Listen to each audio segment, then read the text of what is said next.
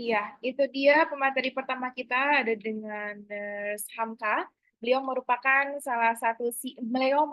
CEO dari Nature Care Indonesia, kemudian member of WCET atau World Council of Enterostomal Therapy, member dari Indonesian Nursing Association, and national and also international speaker. Beliau juga merupakan Certified Wound Ostomy and Continence di tahun 2011 ya. Di sini sudah hadir Nurse Hamka. Selamat pagi Nurse Hamka, monitor. Halo, selamat pagi, Kak Risa. Ya, apa kabar Nurse Hamka? Sepertinya sangat ceria sekali dan cerah ya di sana ya. Alhamdulillah baik. Ya, di Kalimantan Selatan sudah siang ya. Oke, baik. Terima kasih karena Nurse Hamka sudah berada di Zoom dan juga sudah ready. Bapak Ibu yang di Zoom dan juga di YouTube, kali ini Nurse Hamka akan memberikan kita materi dan juga sharing terkait the effect of ostomy on pediatric patient and family member. Kepada Nurse Hamka, waktu dan tempat kami silakan. Baik, terima kasih Kak Riza. Ini saya yang share screen ya. Betul, Nurse. Baik, Bismillahirrahmanirrahim. Assalamualaikum warahmatullahi wabarakatuh. Alhamdulillahirrahmanirrahim. Allahumma sholli ala Muhammad. Bapak Ibu yang kami hormati, pimpinan Care Center dan seluruh jajarannya yang hari ini sudah diwakili oleh Bapak Neska Nafajar. Terima kasih Pak atas undangannya. Dan kedua yang juga guru kita bersama Ibu Widasari Sigitarja yang membawa ilmu stoma ini tahun 1997 kalau tidak salah. Ya, tapi saya baru join sekitar 14 tahun yang lalu ya untuk menjadi perawat stoma. Dan kita doakan Bu Widasari selalu sehat agar selalu bisa menjadi inspirasi kita semua. Yang hari ini saya diundang dan diminta untuk bicara tentang bagaimana sih efek dari adanya satu grup yang isinya itu ibu-ibu yang memiliki bayi stoma atau kita sebut bayi stoma atau penyandang stoma, kita sebut mereka sebagai ostomate. Jadi kalau ada istilah ostomate, Bapak Ibu tidak perlu bingung lagi. Jadi itu adalah sebutan bagi mereka penyandang stoma. Bapak Ibu, perkenalkan saya Hamka, seorang konsultan di grup baby stoma yang isinya itu ada sekitar 300 ibu-ibu, juga berikut bayi stomanya, berikut ayahnya juga. Kemudian saya juga founder dari NCS Center Kalimantan, sebuah perusahaan yang bergerak di 3 bidang, yaitu pelayanan keperawatan, penjualan balutan, juga kantong stoma atau stoma appliance, kemudian sama pelatihan terkait tentang luka stoma dan inkontinensia.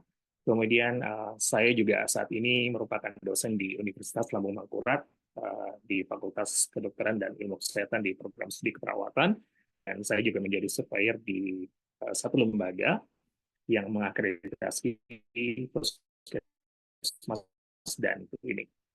Baik, saya disclaimer bahwa apapun yang saya sampaikan hari ini adalah pengalaman saya membangun, membersamai 300 ibu-ibu di dalam satu grup, sehingga berdasarkan pengalaman ini, kemudian juga saya bergerak berdasarkan evidence base, penelitian, banyak penelitian, dan hasil dari perawatan ini juga saya publikasikan di beberapa event internasional yang kemudian selama 5 tahun membersamai mereka. Sehingga foto-foto yang sudah hadir di dalam slide ini, di event ini, sudah mendapatkan persetujuan dari yang bersangkutan dan hanya boleh digunakan dalam sesi ini saja. Seperti itu ya. Jadi sebelum saya masuk, saya kenalkan tentang apa itu NC Center. NC Center, kami melayani perawatan stoma, luka, dan inkontinensia, yang kemudian memang kita lebih banyak bergerak di Kalimantan Timur. Namun bulan depan paling cepat doakan di Kalimantan Selatan akan segera hadir di Banjarbaru, tepatnya bagaimana sebuah layanan praktik mandiri perawat yang berfokus pada kompetensi perawat, yaitu stoma, luka, dan inkontinensia. Kemudian Bapak Ibu, saya senang karena berada di Universitas Lambung Mangkurat, sehingga kami terkoneksi dengan rumah sakit besar, di mana kita punya banyak kesempatan untuk melakukan bedside teaching di pasien dan membawa di mahasiswa, dan membawa mahasiswa ke samping ostomed langsung di rumah sakit, kemudian memberikan perawatan edukasi langsung di rumah sakit, yang kemudian mahasiswa keperawatan sebagai cikal bakal perawat itu jadi tahu standar dalam edukasi perawatan stoma itu seperti apa. Jadi ini aktivitas saya. Hari ini kita akan bahas tentang kondisi bayi stoma di Indonesia itu seperti apa sih? Kenapa jadi urgent? Kenapa jadi Bapak Ibu harus aware sama ini? Ya, nggak sekedar ikut Zoom aja, tapi ada sebenarnya yang Bapak Ibu perawat ya, perawat, dokter, bidan, tenaga kesehatan lainnya, yang kemudian sudah merawat selama ini. Bagus sih cara rawatnya karena ada efek ya. Nanti kita lihat apakah benar cara perawatannya dengan indikator melihat kualitas hidup bayi stoma di Indonesia hari ini. Kemudian saya juga akan menjelaskan tentang dan mengenalkan tentang satu komunitas Baby Stoma Indonesia namanya, dan kita sudah melakukan evaluasi dalam 5 tahun terakhir ini, apa yang sebenarnya kita harus terus perbaiki. Oke, ini Bapak Ibu, ini adalah kondisi real bayi stoma atau stoma anak di Indonesia. Jadi jelek sekali, jauh dari kata sempurna. Ya, kenapa? Karena dari 114 bayi anak dan bayi yang kemudian se-Indonesia ini saya kumpulkan data di mana 86-nya adalah bayi anak, yang 13%-nya adalah dewasa, terjadi yang namanya komplikasi kulit sekitar stoma. Berapa angkanya? Paling tinggi, sekitar 88,9%. Ya. Hampir 90% ostomate, ya, habis dibedah, pasti komplikasi yang namanya isi sekitar stoma. Ya. Kemudian yang kedua, akan muncul setelah operasi yang namanya eksudat purulen atau tanda-tanda infeksi, di mana yang keluar di bekas jahitannya atau di pinggir stoma, itu sekitar 13,9%. Kemudian ada lesi, ya, iritasi di sekitar stoma atau bekas jahitan juga sekitar stoma, itu sekitar 41,7%. Kemudian di mana lokasi yang kedua itu sekitar 36,1%. Kemudian luka post-op-nya itu jadi kronis, itu ada angkanya 5,6%. Jadi gagal sembuh itu jadi masih di kita di Indonesia. Kemudian masih banyak yang menggunakan konvensional dressing, bahkan yang berbahaya, zat-zat berbahaya yang dilakukan atau digunakan di perawatan stoma. Contohnya apa? Iodin yang di atas 1%. Yang beredar di rumah sakit itu 5-10%, jadi itu bahaya. Sehingga tidak boleh digunakan pada luka sekitar stoma. Jadi ini hasil penelitian kami yang kami sudah lakukan di tahun 2021 dan kami sudah presentasikan di Jepang. Kemudian kondisinya seperti apa lagi di Indonesia? Nah ini, jadi ini pure 90 bayi stoma di Indonesia. Itu ibu-ibunya, orang tuanya, separohnya 52,8% itu nggak tahu bahwa anak ini dioperasi itu buat apa, itu nggak ngerti mereka. Ya. Jadi kasihan gitu. Saya nggak tahu ini, saya tidak mau menyalahkan siapa, tapi ini sistem. Ya, tenaga kesehatan punya tugas untuk mengedukasi. Ya, ini sistem. Sehingga saya senang Bapak Ibu bergabung di webinar ini untuk sama-sama mulai memperbaiki diri ya. Kemudian ada juga yang kemudian tidak mendapatkan apa namanya edukasi persiapan stoma. Jadi sekitar 13,9% itu nggak tahu harus apa, sehingga habis operasi stoma pakainya kresek, ya kan? Karena mereka nggak dikasih tahu ini mau dibuatin stoma gitu. Stoma itu apa, detailnya tuh dikasih tahu edukasi. Nah, pasti ada yang salah ini. Kenapa? Entah petugasnya tidak kompeten atau memang sistemnya. Tapi saya justifikasi bahwa sepertinya petugasnya tidak kompeten. Kenapa? Karena jumlah EP nurse atau perawat stoma itu baru sampai saat ini tidak bergerak signifikan, storage-nya tidak banyak. Hanya 250 orang yang mau interesting terhadap stoma, yang mau belajar tentang stoma, sehingga kalau dibandingkan dengan hospital kita yang ada 20.000, jadi 100 hospital satu perawat stoma itu dibutuhkan di 100 hospital gitu. Itu saking langkahnya perawat stoma. Dan ini peluang buat Bapak Ibu semua tenaga kesehatan tuh belajar stoma. Ada bidan, ada perawat, ada dokter di sini. Ayo belajar stoma. Kemudian ini dia. Ini saya bilang kenapa Bapak Ibu harus juga aware tentang perawatan stoma. Bapak Ibu, asuransi kesehatan yang diklaim oleh pemerintah kita itu berkata atau mengklaim bahwa sudah membantu kantong stoma. Seperti apa kantong stomanya? Kantong stoma yang stiker ini loh, Bu, Bapak Ibu. Ya, yang warna kuning ini. Saya nggak sebut mereknya. Tapi stiker ini stiker yang aman untuk kulit bayi, juga kulit dewasa. Tidak aman. Jadi ini bukan kantong stoma ya. Ini bukan kantong stoma standar. Kantong stoma standar itu, bahannya, wafernya yang melekat ini harus hidrokoloid. Ya. Kenapa? Kalau menggunakan ini, ya efeknya ini semua ini. Yang Bapak Ibu lihat di tampilan.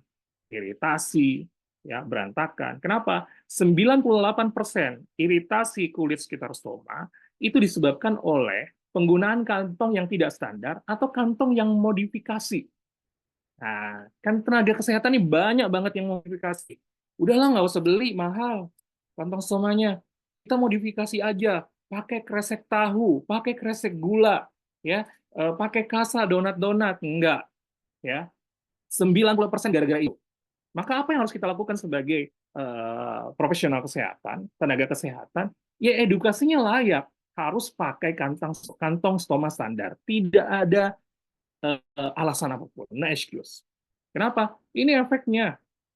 Ya. Riset saya dari 2013 sampai terakhir 2021, angkanya tuh segini. Jadi bahaya. Jadi kalau Bapak Ibu yang hadir di sini masih menggunakan kantong stoma yang seperti ini, ya masih mengedukasi pakai kantong stoma modifikasi, berarti Anda berkontribusi terhadap kerusakan 98% angka ini. Sehingga please jangan, ya, edukasi harus benar, pakai kantong stoma yang benar. Oke. Kenapa juga jadi penting untuk kita bahas tentang ada coret-coretan. Untuk kita bahas tentang tentang stoma pediatri. Jadi Bapak Ibu, kalau kantong stomanya nggak diedukasi dengan benar, pasien ini, ibunya pulang ke rumah, ya, pakai kresek gula, anaknya main sama tetangga, itu dibully, kemudian terjadi pertengkaran antar tetangga, sampai akhirnya Pak Camat harus turun, ya, mengedukasi, tapi kebingungan. Akhirnya apa? Pak Camat mengirimkan surat rujukan ke saya untuk mengedukasi warga, mengedukasi ostomate, mengedukasi puskesmas bagaimana tentang perawatan stoma yang benar.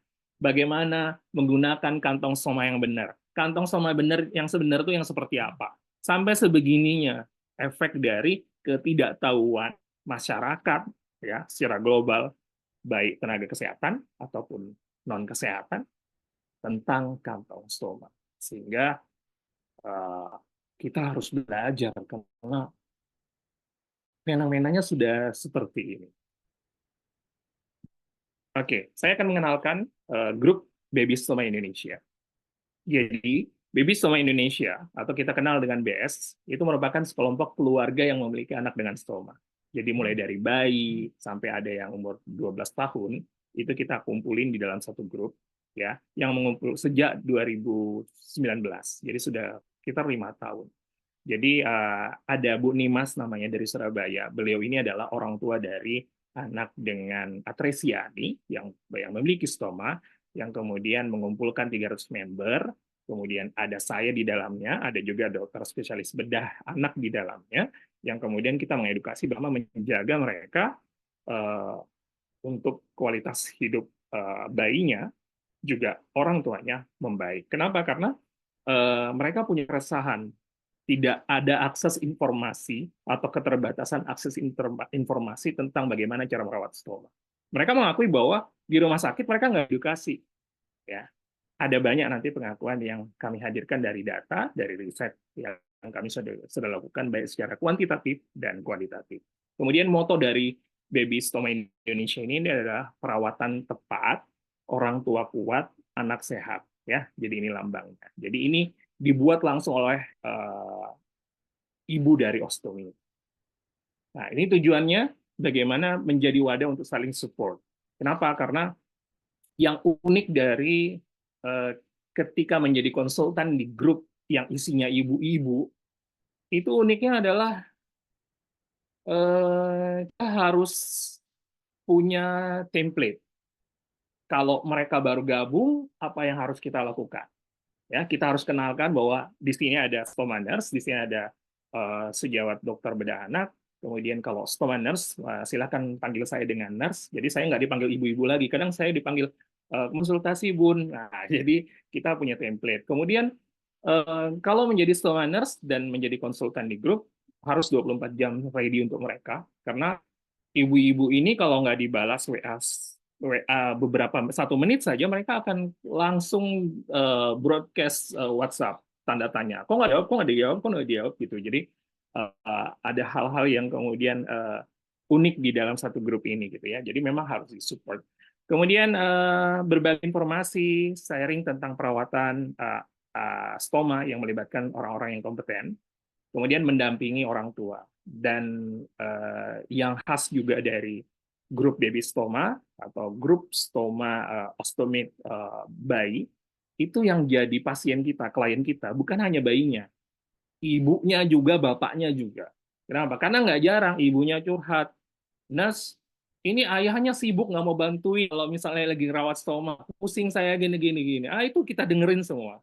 Jadi kadang kami juga harus mengedukasi bapaknya juga bahwa harus bantu gitu. Dan banyak yang baper juga. Jadi ibu-ibu ini memang luar biasa ya kalau di apa namanya di grup ini. Kemudian kita minta rawat, saya takut Nas, saya takut pegang stomanya anak, takut apa. Jadi banyak banget baper yang tercipta sehingga perlu pendampingan orang tua agar mereka terus semangat ketika menjadi orang tua osteoid. Oke, kita coba evaluasi dari 5 tahun ini ada 60 ekspertis yang kami undang di dalam grup yang kemudian memberikan respon. Bagaimana sih perkembangan grup Baby Stoma Indonesia?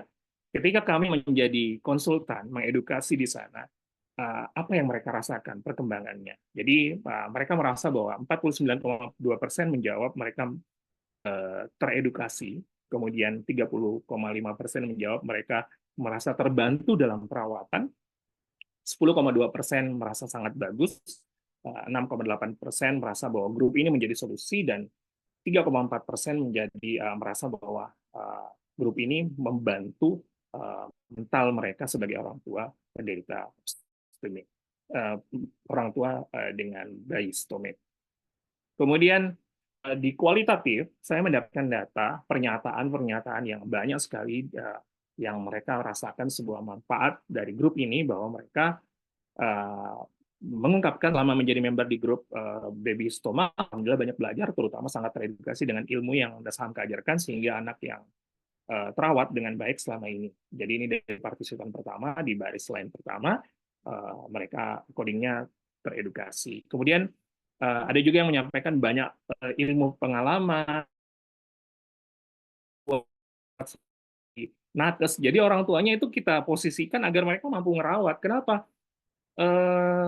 Saya sampai bilang, kalau urusan stoma nggak usah dibawa ke rumah sakit, kerawat aja dulu. Nanti kalau sudah sembuh, balut jahitan anusnya, baru konsul ke rumah sakit. Sampai seperti itunya. Kenapa? Karena kami percaya bahwa perawatan yang dilakukan secara virtual, tapi dengan yang kompeten, diajarkan dengan yang baik, pasti akan menyembuhkan lebih baik dibanding orang yang tidak kompeten dalam merawat. Nanti kita lihat buktinya ya di belakang. Nah, kemudian ini ada kontribusi, bagaimana kontribusi yang dirasakan oleh dari member group. Jadi kalau menjadi member group tuh, mereka tuh berkontribusinya seperti apa sih? Ya. Jadi 52,5% mereka berkontribusi dengan bertukar pikiran dan pengalaman. ya tentunya menjadi unik juga di sini. Kenapa? Karena banyak sekali banjir informasi dan kita sebagai konsultan harus cutter. Kalau ada yang apa namanya pernyataan yang pengalaman yang apa ya, yang mungkin kebetulan sembuh, misalnya udah pakai getah ini aja gitu ya, pakai getah, pakai bunga mawar aja ditumbuk-tumbuk, misalnya ditaruh di stomanya, itu kita cut, kita delete, tapi kita kasih tahu penjelasannya. Ini tidak benar, ini begini, ini begini. Jadi memang itu tugas konsultan di sana.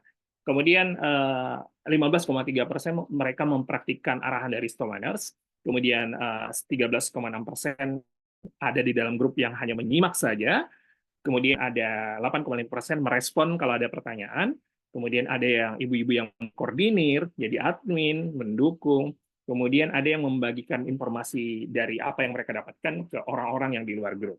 Ya, jadi ini pernyataan dari mereka. Kemudian sikap dan perilaku member grup Stomate, jadi banyak yang saya menyimak saja gitu, mereka menyatakan gitu. Jika dibutuhkan baru saya menjawab. Semakin hari semakin berkembang, anggota grup banyak responsif menanggapi chat. Kemudian mereka membantu menjawab pertanyaan jika mengetahui. Sangat bagus karena banyak bunda yang sudah berpengalaman, yang jadi bisa sharing ilmunya. Kemudian ada juga yang menyampaikan bahwa saya berkontribusinya dengan kasih semangat dan berbagi pengalaman. Nah, kemudian ternyata ketika kita mengedukasi, kita sudah menggunakan media media YouTube, kemudian kita menggunakan media kadang voice note, ya.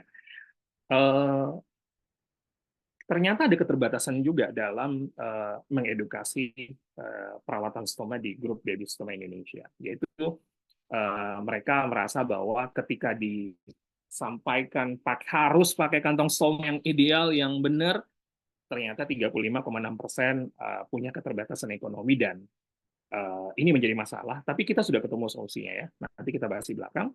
Kemudian keterbatasan kantong stoma memang menjadi isu dan wajib juga kita selesaikan. Kemudian ada yang merasa bahwa nggak mampu menyerap informasi, ada yang merasa tertinggal informasi, jadi chatnya banyak banget gitu ya. Kemudian ada yang merasa bahwa tidak melihat langsung itu, langsung ya, meskipun mereka sudah nonton video, tapi pengennya datang langsung tuh, Stomaners-nya datang langsung ke rumahnya, membantu merawat itu agak susah ya, karena ini se-Indonesia. Kemudian ada juga yang merasa bahwa hambatannya adalah mereka tidak tega ketika merawat. Nah, jadi ini penyampaiannya bahwa kadang ada bunda-bunda yang tidak tega melihat anaknya kesakitan, terutama pas operasi, orang tua yang awalnya babynya pakai kantong stoma, yang sering dialami kantong stoma sering bocor karena pemakaian yang kurang tepat. Terkadang ibu-ibu tidak membaca penjelasan sebelumnya gitu. Jadi banyak missing-missingnya gitu di dalam grup. Ini karakter saya di sana sangat tegas. Jadi nggak mau mencah-mencah, kita tahu yang kita hadapi adalah ras terkuat di dunia, yaitu ibu-ibu ya. Jadi kadang kalau kita nanya satu, jawabnya 300, tapi nggak ketemu jawabannya apa gitu. Jadi saya biasanya tegas, Bu, saya nanya ini, jawab ini. Apa pertanyaannya, jawab aja seperti ini. Sabar, nurut, itu kata-kata saya yang paling banyak kemudian kita sampaikan. Sabar, nurut, itu terus ya. Kemudian mereka menyampaikan bahwa hambatannya mungkin karena mereka baru, kemudian hanya lewat online, jadi banyak kendala dalam menerapkan pemasangan kantong dan perawatan stoma. Ya. Kemudian solusi dari hambatan-hambatan yang member grup rasakan itu adalah kita memperbanyak sharing, minta brainstorming ke mereka. Apa sih solusinya kalau ada hambatan begini? Mereka bilang, ayo perbanyak sharing lagi, nurse. Kemudian mereka minta bantuan peralatan yang dibutuhkan. Kemudian belajar kembali, mereka pengen sekali belajar kembali. Jadi itu pendapat dari mereka. Kemudian mereka pengen kalau ada pertanyaan segera direspon. Kemudian mereka merasa bahwa solusinya jika ada hambatan edukasi adalah bertanya kepada stomaners, ya. Kenapa? Karena banyak sekali juga pertanyaan, bunda itu bertanyanya sama bunda juga, kayak, Bunda, apa obatnya kalau luka habis di operasi pembuatan anus gitu? ya bundanya yang lain juga yang ditanya di grup jawabnya macam-macam. Jadi yang saya cut lagi di sana, saya bilang, ayo bunda-bunda jangan jawab kalau nggak kompeten gitu. Sampai sebegitunya gitu. Karena kasihan bunda yang bertanya. Yang bertanya satu, yang jawab 10 bunda, jawaban 10-nya juga macam-macam balutannya. Ada macam-macam ya. Jadi belum tentu benar dan belum tentu cocok sehingga perilakunya kita harus seperti itu. Dan 5,1% mereka merasa bahwa solusinya adalah sabar. Kalau di grup itu sabar itu kata mereka. Ya. Kemudian apa harapannya? Jadi saya juga bertanya tentang mereka secara kualitatif, apa sih harapannya bunda-bunda di member grup Ostoma Pediatrik ini? Mereka bilang begini, semoga makin banyak perawat khusus dalam perawatan stoma yang tersebar di berbagai wilayah. Karena lewat online saja menurut saya masih menjadi kesulitan. Nah, jadi mereka pengen sekali Anda, Bapak Ibu perawat terutama yang ada di sini, bidan juga boleh ya.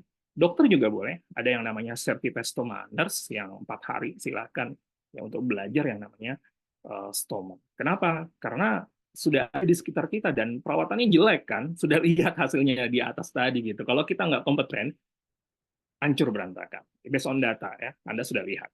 Kemudian mereka punya harapan juga untuk mungkin bisa dilakukan sosialisasi di tingkat atas dalam hal ini dokter maupun perawat karena mereka ujung tombaknya. Betul, mereka mereka tidak jarang bahwa yang suruh pakai kantong plastik itu perawat yang di rumah sakit, Nas, gitu, atau dokter yang di rumah sakit, Nas. Jadi kami kebingungan. Nah itu, jadi ini penyampaian yang mereka sampaikan. Jadi mereka pengen bahwa kami itu mengedukasi kepada nakes-nakes dengan tenaga medis juga bahwa kantong stoma tuh ada yang benar, jadi jangan pakai yang tidak benar gitu. Atau kalau ngerawat luka itu jangan pakai bahan-bahan berbahaya gitu ya.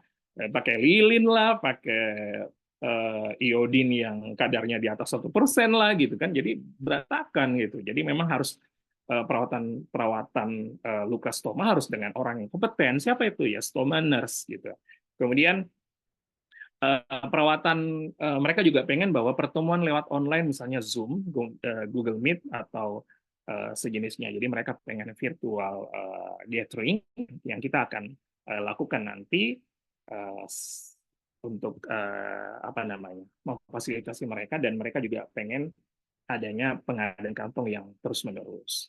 Jadi itu evaluasi dari grup Baby Stoma yang sudah kita bersamai selama 5 tahun ini sangat berada di 300 ibu-ibu dengan bayi stomanya dan dengan suaminya juga gitu ya. Jadi apa ya punya punya tes yang nggak bisa dirasakan kalau kita menjadi konsultan di ostomed yang dewasa karena beda treatment ya. Jadi ini adalah hasil virtual ostomed care. Jadi bagaimana saya merawat mereka secara virtual dari jauh hanya menggunakan WhatsApp, hanya menggunakan chat ya. Hasilnya seperti ini. Ya, sorry, saya awali dengan bukti bahwa kalau Bapak Ibu nanti sudah pelatihan stoma, ya ini juga ada beberapa sahabat saya lihat Pak Arthur dan yang teman-teman lainnya juga yang sudah jadi nurse, bahwa 24 jam harus siap dihubungin mereka. Jadi isi chat saya 90% itu isinya konsultasi stoma dari bayi sampai dewasa. 90% dari tahun 2011. Ya, sejak saya berkomitmen kepada guru-guru saya, ada Bu Wida dan Miss Carmen, bahwa saya mau jadi perawat stoma deh gitu. Itu komitmennya betul-betul 24 jam. Jam 1 di telepon ya angkat gitu ya. Jadi ribut di grup nggak bisa cuek ya. Kalau cuek lihat aja nanti di Japri, di sekolah semua diganggu. Nggak diganggu sih ya. Saya merasa bahwa ketika kita bisa menjawab, kemudian mereka paham dan akhirnya efeknya baik untuk bayi mereka, itu tugas kita selesai gitu ya. Nah, kemudian ini jadi kayak kita perlu voice note kadang-kadang karena kalau dijelasin lewat WhatsApp nggak paham ya udah jadi saya langsung rekam begini loh begini kadang-kadang begitu jadi kemudian oke, baik nurse baru mereka paham ya. Kemudian ada yang bertanya tentang panjang banget ya kayak luka-luka seperti ini, kemudian iritasi bagaimana konsultasinya. Jadi selalu saya punya template, punya gate bagaimana cara menjawab dengan member ibu-ibu ini. Oke, ini hasil rawatan kami ya. Saya tidak merawat langsung. Bapak Ibu, ini hasil perawatan yang dilakukan oleh ibu mereka sendiri yang kemudian kami ajarkan secara virtual menggunakan chat WhatsApp ya. Jadi ini bukti bahwa kalau perawatannya benar ya pasti sembuh meskipun mereka orang awam. Ya. Ini hanya dengan beberapa hari day sense-nya tertutup ya. Ini ya. Nah, selama 4 hari selesai ya. Ini juga banyak iritasi. Ini karena biasanya kantong stomanya nggak diganti lama ya dari stoma skin. Jadi nggak robek begini, tapi terjadi kerusakan. Jadi mereka merasa bahwa ini bukan masalah gitu, tapi ya ini masalah gitu. Nah, kemudian ini, jadi mereka bisa sembuh hanya dengan kita fasilitasi via WhatsApp, kita japri caranya begini, pakai ini, caranya begini, cucinya seperti ini, kirim lagi ke saya seperti itu. Nah, jadi 2 minggu juga selesai. Ya, ini vonis mau dioperasi ulang dari rumah sakit oleh dokter bedah anaknya, tapi saya bilang jangan dulu, ayo kita pulang, kita rawat aja di rumah secara virtual, karena mereka tidak ada dekat saya, mereka ada di pulau lain, entah di Sumatera, Jawa, Papua, ya. Kami punya opsomed seluruh Indonesia. Oke. Bagaimana dengan kantong stoma? Ya, banyak sekali isu yang menjelaskan atau mencari pembenaran ya. Kadang tenaga kesehatan yang bilang nggak usah Bu, mahal, pakai aja kresek ini, pakai kresek etiket apa sih plastik obat itu atau pakai plastik tahu atau plastik gula, nggak bisa. Itu bukan solusi. Karena 90% penyebab iritasi itu based on data ya. Jadi harusnya apa? Ya kita adakan kantong. Per hari ini dari 2019 kami selalu mengirimkan kantong setiap Jumat. Berapa totalnya? Sudah 10.000 kantong. Padahal target saya bilang sama Bu Wida ketika saya mau selesai menjadi EP nurse, saya bilang Bu Wida saya mau targetnya 1.000 kantong. Sekarang sudah 10.000. Alhamdulillah. Ya. Nah, apa yang kita bantu? Ternyata berkembang. Selain stoma bag, kita bantu susunya juga, kita bantu popoknya juga. Ya, ini mereka yang mendatang. Ya, se-Indonesia ada Jawa, Sumatera, Sulawesi. Ya, nah ini. Jadi kita laporkan kepada donatur kasih, dan alhamdulillah sampai hari ini terus berkembang sehingga solusinya bukan mengajarkan pakai kantong modifikasi, ya, tapi bagi kantong. Ya, ini bukti-buktinya. Nah, jadi banyak sekali yang sudah terbantukan. So, ini saya terakhir. Saya pengen Bapak Ibu yang hadir di sini, kalau Anda general nurse atau nurse yang belum pelatihan stoma, apa yang harus Anda lakukan? Ya, stop ajarkan modifikasi kantong stoma. Yang kedua, konsultasi kepada stoma nurse atau EP nurse. Ya, kami siap. Ya, dan kalau Anda ragu, di sini boleh Anda scan. Kami ada di seluruh Indonesia layanan. Ya, jadi silakan rujuk pasien Anda kepada stoma nurse, karena yang kompeten adalah stoma nurse terkait stoma dan luka. Yang ketiga, ayo dong upgrade skill-nya. Ya, perawatan stoma itu saya percaya bahwa satu saat perawatan stoma akan dicintai seperti perawatan luka. Kenapa? Karena saya melihat, saya saksi hidup Ibu Wida dan tim, juga kami bersama bahwa menumbuhkan kecintaan dan keinginan nakes untuk belajar perawatan luka itu 10 tahun terakhir ini kok baru populer. Dan saya juga percaya bahwa stoma juga nanti mungkin akan ada 15 atau 20 tahun ke depan yang kemudian mereka populer pengen menjadi perawat stoma. Kenapa? Karena datanya, komplikasinya sebanyak ya. Yang kedua, kalau Anda dokter, ya, tolong ini, ya, tolong jujur bahwa perawatan luka dan perawatan stoma adalah kompetensi seorang perawat EP nurse. Sehingga jangan ambil kompetensi tentang perawatan luka, perawatan stoma kepada Anda sebagai dokter. Kenapa? Karena kita punya bekerja masing-masing. Kita punya bekerja berdasarkan kompetensi. Contoh terkecil adalah ketika dokter bedah digestif mau membedah stoma, kita sebagai stoma nurse itu menentukan settingannya stoma terbaik itu sebelah mana titiknya. Baru kemudian kita berikan kepada bedah, dokter bedah, kemudian baru mereka bedah titik stomanya yang sudah kita arahkan. Agar mencegah yang namanya prolaps, agar mencegah yang namanya komplikasi dan lain-lain. Ya. So kalau Anda sejawat dokter, ayo kita harus jujur dan bertanggung jawab terhadap kompetensi. Ya, sehingga kalau terkait dengan bedah, kita akan berikan kepada dokter bedah. Digestif, bedah anak. Tapi kalau terkait perawatan pasca bedah, terkait lukanya, terkait stomanya, please kompetensinya ada di stoma nurse. Ya. Kemudian silakan para dokter, sejawat dokter, ini di scan barcode-nya, Anda di situ akan terkoneksi dengan perawat stoma Indonesia. Kami unit layanan yang seperti NCA Center, unit layanan seperti Walker Center ada di seluruh Indonesia. Dan kabarnya adalah gratis untuk perawatan stoma. Ya. Terus kalau ada yang membutuhkan kantong gimana? Ya scan aja. Ya, nanti kita terkoneksi di sana. Jadi Anda bisa konsultasi kepakaran. Jadi multidisiplin approach jalan. Ya, problemnya itu di Indonesia. Pendekatan multidisiplinnya belum sejalan dengan maksimal. Ya. Kemudian kalau Anda caregiver, karena saya tadi lihat di sini ada aktivis kanker, ada Bu Asti dan lain-lain. Ya. Yang pertama, coba kalau ada masalah kembalikan kepada kompetensi. Artinya kalau terkait dengan masalah infeksi lukanya, datang ke stoma nurse, setelah itu pengobatan dari dalamnya ke dokter bedah anak. Seperti itu. Jadi, kembalikan problem kesehatannya kepada orang-orang yang kompeten. Kalau perlu pemeriksaan ibu hamil kemana? Ya ke bidan, gitu. Jangan ke perawat, jangan ke stoma nurse, nggak ngerti stoma nurse-nya. Sama seperti dokter bedah, kalau misalnya terbedah anak disuruh merawat luka stoma, ya dokter bedah anaknya juga nggak paham. Sama seperti ketika saya atau sahabat kami, stoma nurse, disuruh membedah, ya kami juga nggak paham. Karena semuanya tenaga kesehatan punya kompetensi berdasarkan SKKNI dan berdasarkan kompetensinya memang, ya, keilmuannya.